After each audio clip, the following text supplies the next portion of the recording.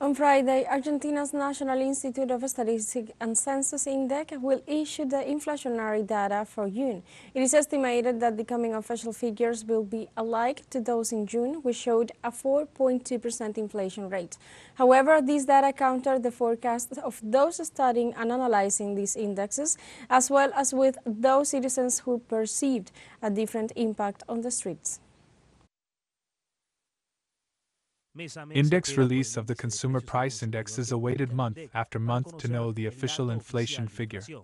Analysts expect an upward rebound after what was reported in May.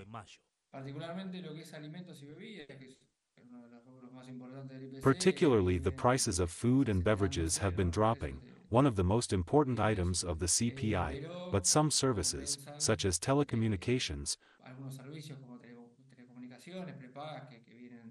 prepaid services have been above average in recent months, and in June the impact of gas and electricity tariffs was quite important. At the Economic and Social Studies Center Scalabrini-Ortiz, known as CISO, we have been insisting a lot on the inflationary inertia.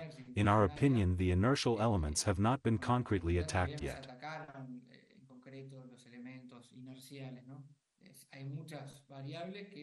There are many variables that are still fully indexed to past inflation. They are slowing down because inflation has been falling, but as this trend reverses, they will have more weight.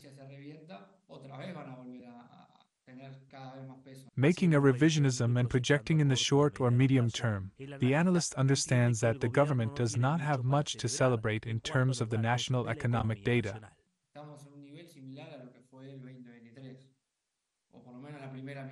We are at a similar level to what it was in 2023, or at least the first half of that year. We just have to add the brutal recession we're going through, an initial devaluation that skyrocketed prices a lot, but then an anchor. We have been talking about Caputo's exchange anchor to stabilize prices. That is true, but in turn, it generates noise in the financial market, in the exchange market. There are many expectations of a new devaluation because this exchange rate is not sustainable to accumulate reserves, or at least it isn't the one expected by the agro-exporting companies to start liquidating a great part of the gross harvest. So there is a whole noise that triggers expectations of devaluation and that the exchange gaps will go up, and that starts pressing future prices.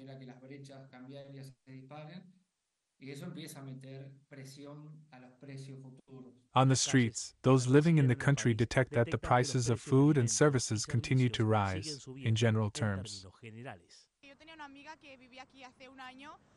I had a friend who lived here a year ago, and she told me that the prices were very low compared to Barcelona, where I am from, and I arrived and I saw a big change because I didn't find it cheap at all, and since I arrived in February the prices have soared a lot.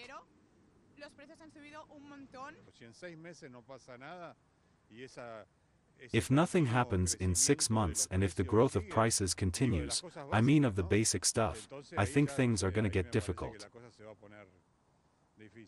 We will have to wait for the official data to be provided next Friday, but on a day-to-day basis, there are no signs of improvement that would lead to a positive impact on the citizens of Argentina. Santiago Corey, teleSUR, Buenos Aires.